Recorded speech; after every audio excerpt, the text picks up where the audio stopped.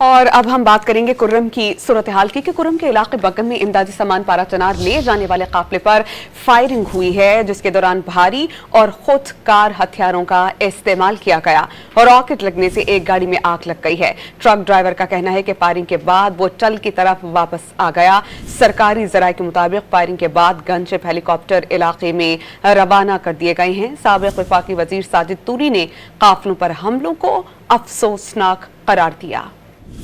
और अब हम बात करेंगे कुर्रम की सूरत हाल की कि कुर्रम के इलाके बगम में इमदादी सामान पारा चनार ले जाने वाले काफिले पर फायरिंग हुई है, जिसके दौरान भारी और खुदकार हथियारों का इस्तेमाल किया गया और रॉकेट लगने से एक गाड़ी में आग लग गई है। ट्रक ड्राइवर का कहना है कि फायरिंग के बाद वो चल की तरफ वापस आ गया। सरकारी जराये के मुताबिक फायरिंग के बाद गनशिप हेलीकॉप्टर इलाके में रवाना कर दिए गए हैं। साबिक वफाकी वजीर साजिद तूरी ने काफिलों पर हमलों को अफसोसनाक करार दिया।